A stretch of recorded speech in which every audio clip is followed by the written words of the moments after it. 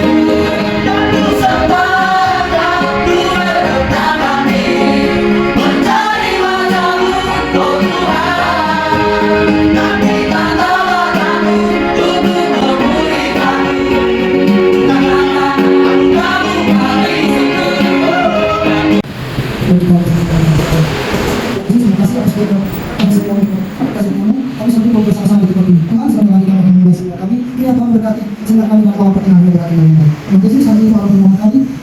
Di dalam nama Yesus kami berdoa. Amin. Kepercayaan atau ketidakyakinan dalam kemampuan penampilan atau nilai diri sendiri yang dapat menghambat kemajuan pribadi remaja yang dalam memiliki aspek sosial, pendidikan, dan aspek karakter. Sekian. Dari selanjutnya saya membuat tentang faktor-faktor yang mempengaruhi minimnya rasa percaya diri pada remaja. Yang pertama, ketidakpuasan terhadap penampilan fisik atau berat badan yang dapat menyebabkan remaja kurang percaya diri. Yang kedua, kurangnya dukungan dari orang tua, teman sebaya, atau lingkungan sekitar. Yang ketiga, karena adanya bullying atau pelecehan. Yang keempat, karena terlalu banyak tekanan, misalnya beban tugas, harapan yang tinggi, atau ekspektasi yang tidak realistis dari orang tua, guru, atau teman. Yang kelima, kurangnya keterampilan sosial seperti keterampilan berkomunikasi atau kepercayaan diri dalam berinteraksi dengan orang lain. Yang berikut kita masuk dalam dampak kurangnya rasa percaya diri. Yang pertama, kesulitan dalam mencapai tujuan dan meraih kesuksesan. Seperti orang yang kurang percaya diri, dia cenderung merasa ragu-ragu atau yakin dengan kemampuan atau potensi yang dia miliki. Hal ini yang menghambat dirinya dalam mencapai tujuan dan meraih kesuksesan. Yang kedua, kesulitan dalam mengambil keputusan. Orang-orang yang kurang percaya diri, dia seringkali merasa ragu-ragu dalam mengambil sebuah keputusan karena mereka tidak yakin dengan kemampuan yang mereka miliki. Yang ketiga, hambatan dalam mencapai tujuan. Kurangnya rasa percaya diri dapat membuat seseorang cenderung merasa tidak mampu mencapai tujuan atau impian mereka, sehingga mereka cenderung menyerah begitu saja dan tidak mau berusaha lebih keras lagi. Yang keempat, rasa cemas dan takut. Orang yang kurang percaya diri seringkali cemas, merasa takut dan khawatir dalam menghadapi berbagai situasi karena mereka tidak mampu mengatasinya. Yang terakhir, pengaruh pada hubungan sosial. Kurangnya percaya diri juga dapat mempengaruhi hubungan sosial seseorang karena mungkin mereka merasa minder atau tidak nyaman berinteraksi dengan orang lain dan juga orang yang berada di sekitarnya. Shalom kepada kita semua. Sekali lagi shalom. Puji Tuhan, ini materi yang terakhir dan teman-teman saya sudah menjelaskan pengertian dampak dan faktor. Di sini saya akan membagikan tips bagaimana caranya untuk menggantikan atau mengubah minder menjadi percaya diri. Kita skip minder dan kita harus percaya diri. Oke, langsung tips yang pertama itu kita mengenali kekurangan dan kelebihan kita. Caranya kita harus memulai daftar. Kita membuat daftar kekurangan kelebihan kita. Contohnya seperti ini, saudara-saudara sekalian. Kita membuat kekurangan kita menuliskan di satu kertas semua kekurangan kita. Misalkan seperti ini, kita suka telat bangun pagi, kita suka yang tidak membangun, pokoknya semua kekurangan kita tulis di satu lembaran kertas. Dan saya percaya bahwa saya sendiri terbawa panel itu rasanya itu kayak bagaimana ya. Jadi perlu keberanian dalam diri untuk menuliskan kekurangan kita sendiri. Saudara, saya mau bilang bahwa kita harus berani mengoreksi diri kita sendiri sebelum orang mengoreksi, karena kalau orang lain mengoreksi diri kita sendiri itu lebih bagaimana ya rasanya, kayak terkesan sudah bisa diterima begitu.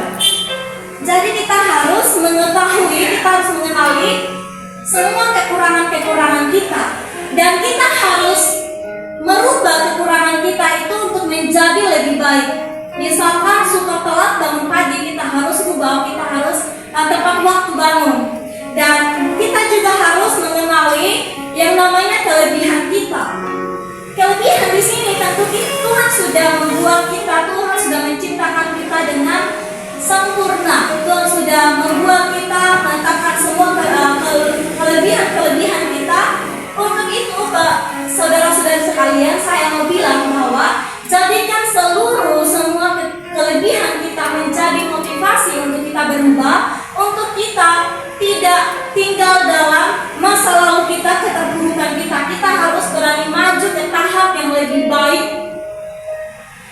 kedua dan tips yang pertama itu kita bisa baca dalam 2 Korintus pasal 8 ayat 14. Maka hendaklah sekarang ini kelebihan kamu mencukupkan kekurangan mereka, agar kelebihan mereka kemudian mencukupkan kekurangan kamu supaya ada keseimbangan. Dan yang kedua di sini pola pikir yang positif. Kita harus membangun pola pikir yang positif.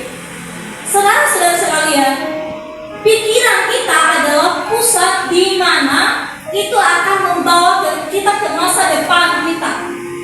Pola pikir kita itu berkaitan dengan kata-kata kita, itu akan berpengaruh kepada kata-kata kita, dan kata-kata kita akan membawa kita kepada tindakan, dan tindakan kita itu akan membawa kita kepada sebuah kebiasaan, dan kebiasaan akan membuat kita, akan membentuk karakter kita, dan karakter kita akan membawa kita ke masa depan, ke masa yang akan datang.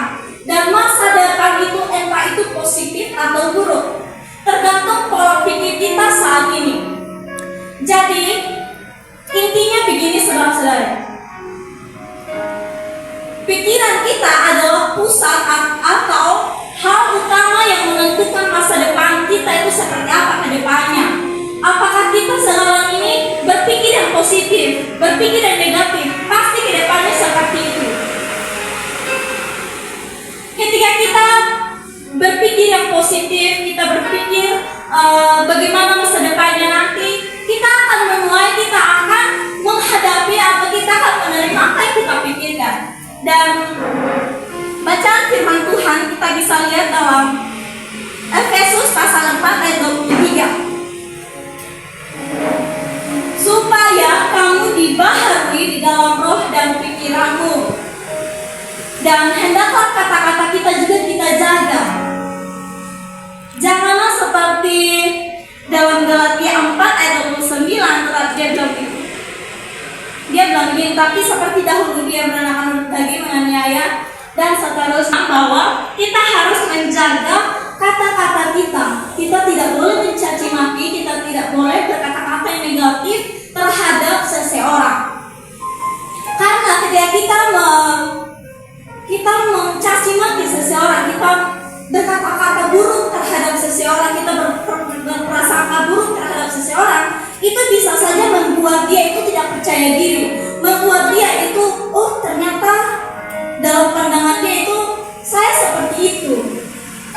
Jadi kita harus menjaga pikiran kita, menjaga tindakan kita, cara kita berkata-kata terhadap orang lain.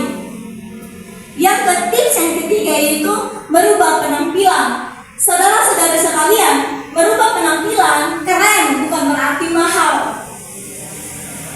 Tapi di sini merubah penampilan yang saya maksudkan di sini ialah kita harus merubah diri kita menjadi jauh lebih baik. Kita harus lebih baik dari yang sebelumnya. Kalau sebelumnya kita suka yang tidak membangun, atau kita suka yang dunia, kita suka menyenangkan dunia, berubahlah. Firman Tuhan bilang berubahlah. Kita harus berubah, kita harus menjadi lebih baik. Penampilan kita semuanya harus berubah.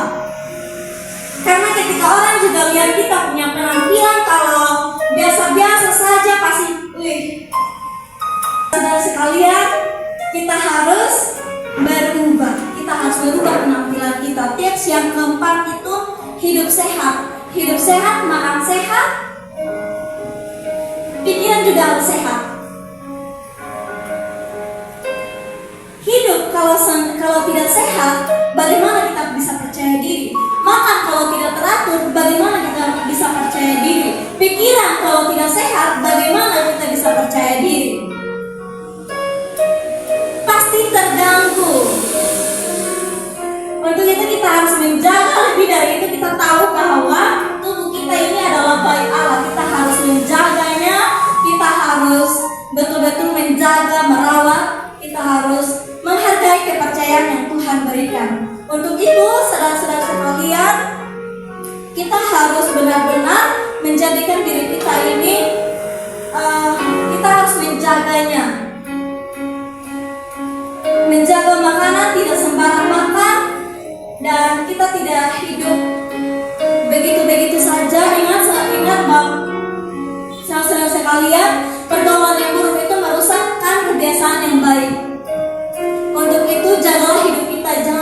sampai pergaulan kita membawa kita atau membuat hidup kita hancur,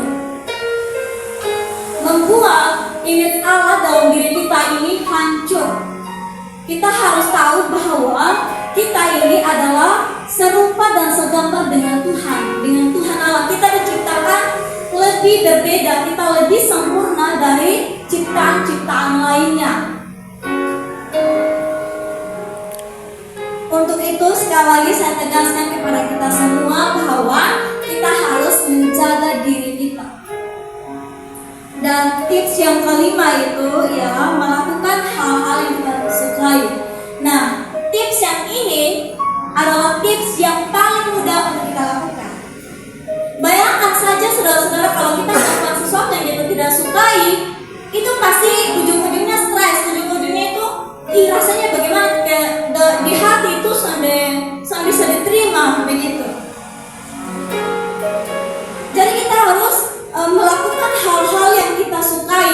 Misalkan begini saudara-saudara, kalau kita sudah ada basicnya di musik atau kami contoh saya contohkan saja, kami ini adalah calon guru.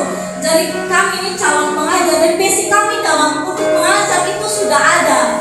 Untuk itu kami terus mengasah dan belajar dan terus belajar menjadi lebih baik. Jangan berhenti untuk kita belajar. Menjadi orang hebat itu mulai dari namanya belajar. Belajar itu kita mengenali sesuatu yang belum kita kenal. Kita berusaha mengetahui hal-hal yang belum pernah kita tahu, yang belum pernah kita paham dalam diri kita. Dan sekali lagi mari kita semua buka Alkitab dulu. Dari tadi cuma saya yang membuka Alkitab. Kita buka Alkitab kita dalam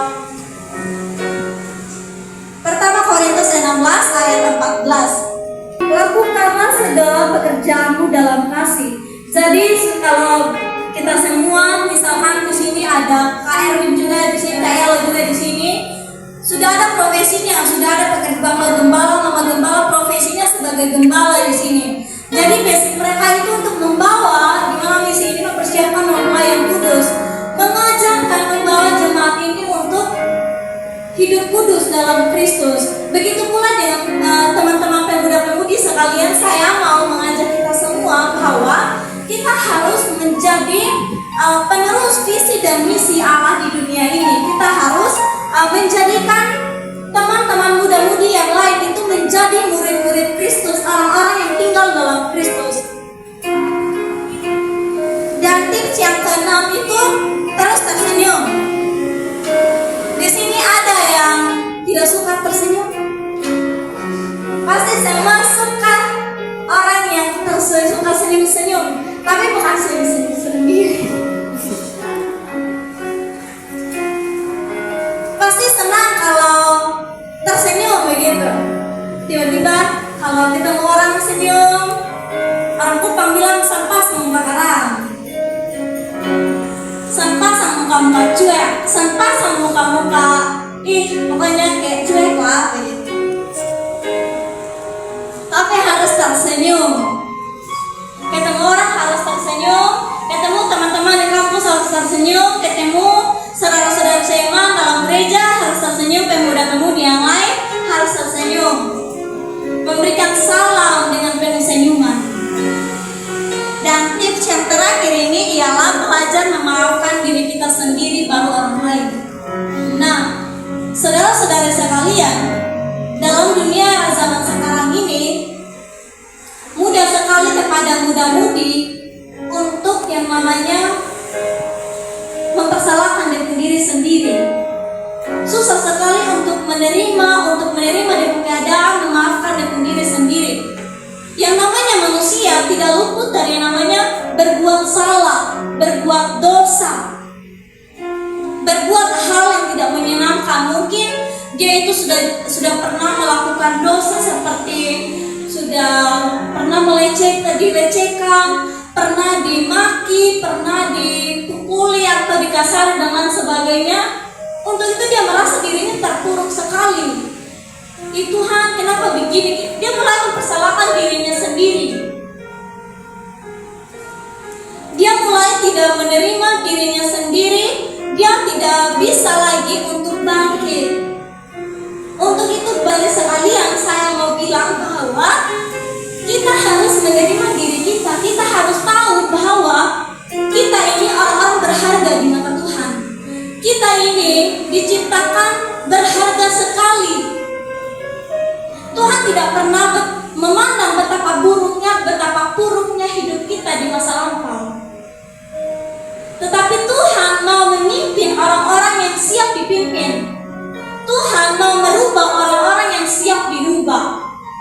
Pertanyaannya, maukah saya dan saudara-saudara sekalian untuk dipakai Tuhan, untuk berubah, untuk dipakai Tuhan? Dan jawabannya itu ada dalam diri kita sendiri. Mau tidak mau, saya mau tegaskan bahwa kita harus mau dan kita harus siap. Karena hidup kita cuma sebentar saja di dunia ini. Kita tidak tahu kapan kita dipanggil pulang. Jadi siap tidak siap, mau tidak siap, kita harus mau berubah, kita harus siap melakukan yang terbaik bagi kemuliaan nama Tuhan. Kita memaafkan diri kita dulu baru kita bisa memaafkan orang lain. Kita terima diri kita dulu baru kita bisa terima orang lain. Kalau diri kita sendiri kita tidak bisa terima, apakah lagi dengan orang lain?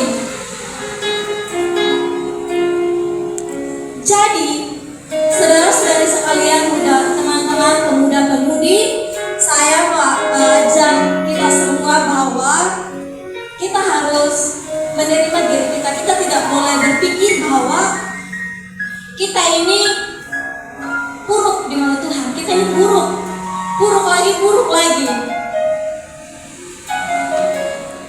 Tuhan tidak pernah memandang betapa buruknya, betapa jeleknya kita di masa lampau. Masa lalu kita sudah dibuang di belakang, jangan diulang lagi. Jadikan saja itu pelajaran, tetapi berubahlah oleh pembaruan budi. Firman bilang begitu.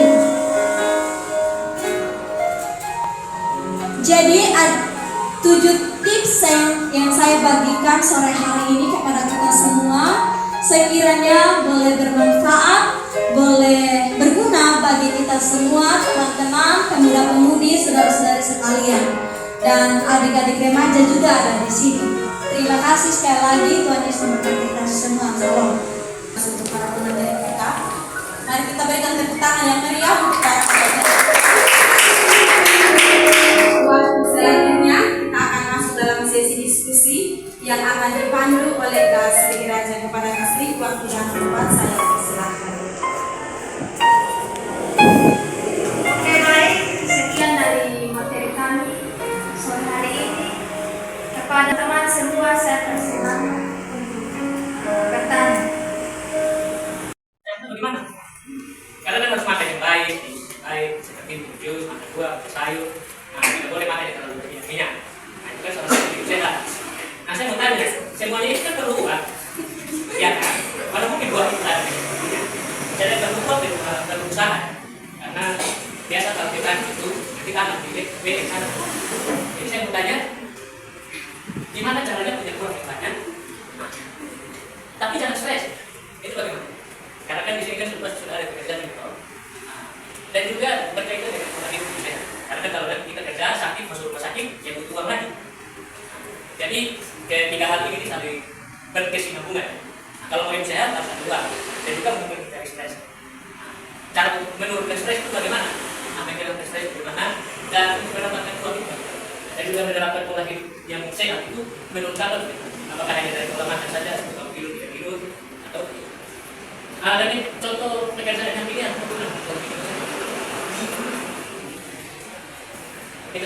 Terima kasih untuk Abraham pertanyaannya.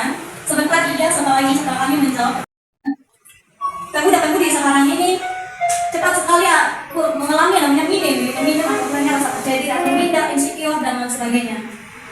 Untuk soal yang pertama mungkin teman-teman bagaimana gereja dapat membantu remaja atau pemuda yang merasa kurang percaya diri untuk menemukan keberanian dan keyakinan dalam diri mereka.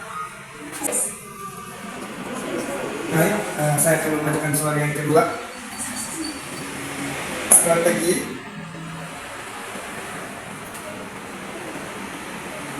apa strategi praktis yang bisa diterapkan oleh gereja untuk membantu remaja atau pemuda dalam menumbuhkan rasa percaya diri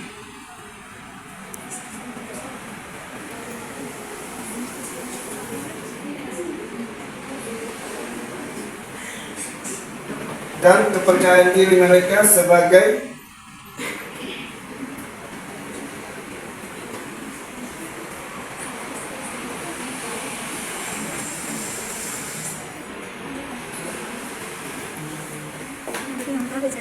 individu dalam iman mereka.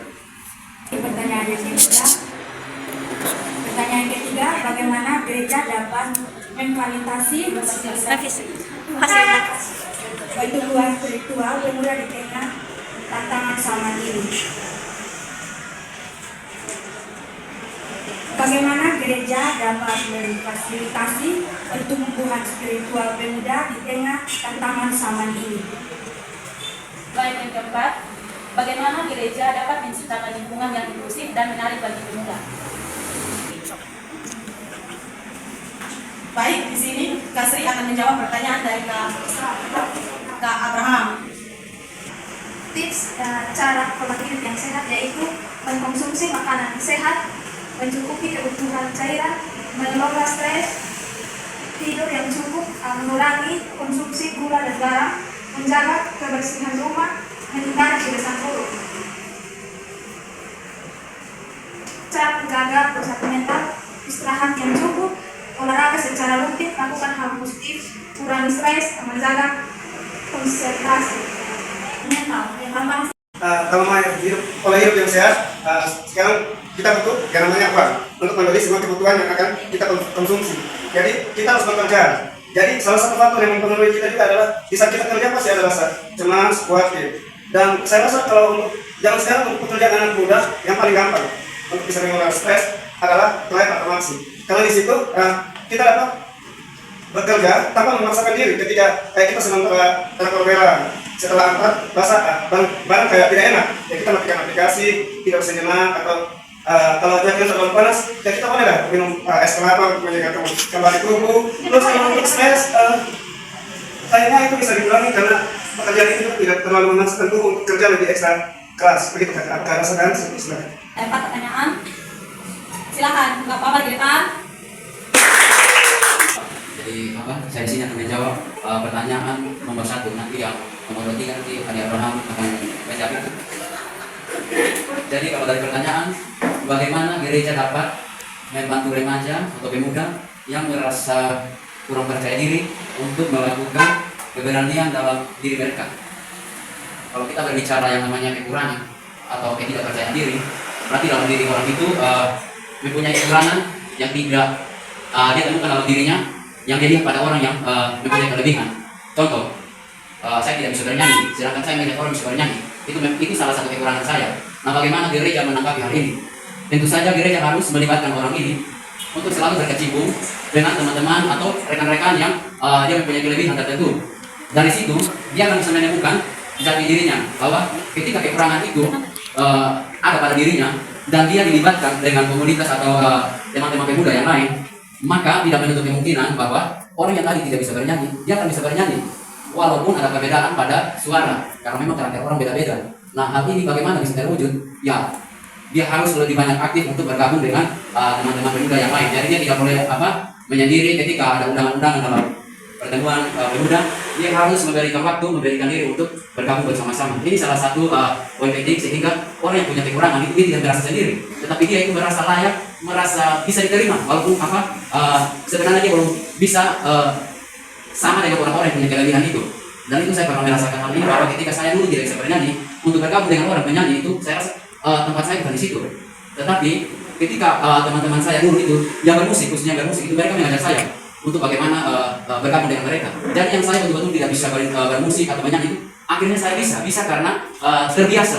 Jadi hal-hal poin yang saya mau bagikan di sini atau menjamin bahwa kita bisa karena kita terbiasa melakukan hal-hal yang nyatanya memang kita tidak bisa. Jadi di sini gereja harus mendorong pemuda untuk terlibat aktif dalam melakukan kegiatan-kegiatan dalam komunitas, terkhususnya di dalam gereja. Mungkin hanya itu bisa saya jawab untuk pertanyaan nomor 1. Sisanya ada berapa akan menjawab. Tuhan Yesus memberkati.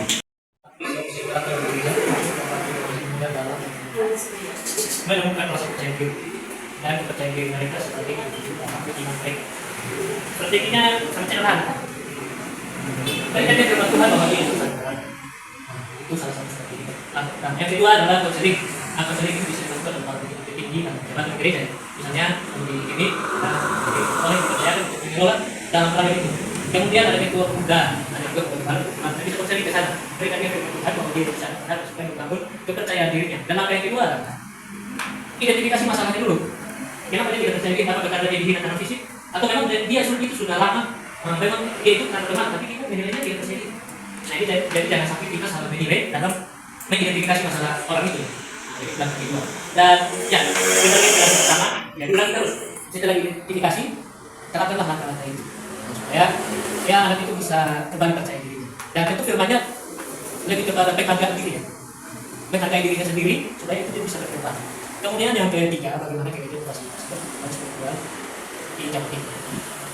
Fasilitasnya banyak ya, keuangan, kemudian sumber daya manusianya, pengerja-pengerja pelayan Tuhan, yaitu salah satu fasilitas untuk membantu pelayanan, pertumbuhan spiritual. Kemudian ada juga pengajaran, itu salah satu fasilitas. Pengajaran supaya jemaat itu atau orang-orang itu bertumbuh secara spiritual, diajarkan secara praktis. Tetapi ada juga harus diajarkan secara dalam, misalnya PA, kedalaman kita itu juga salah satu kegiatan. Itu juga sebenarnya fasilitas ini saya bingung. Fasilitas dalam alam, kalau fasilitasnya seperti makan, kemudian sumber daya manusia. Cuma itu dua saja. Nah, itu dari saya. Dan bagaimana gereja menciptakan lingkungan yang kondusif, inklusif, yang menarik bagi pemuda, inklusif kan? Misalnya itu pemuda itu mengajak yang lain supaya misalnya ada satu anak dia itu kurang percaya diri atau ya dia itu ada masalah, dia minta bantuan kepada yang lain. Kemudian salah satu contohnya ya memberikan dia firman bahwa dia itu tidak senang sendiri. Jadi pertumbuhan dengan spiritualnya itu ya dibangun terus.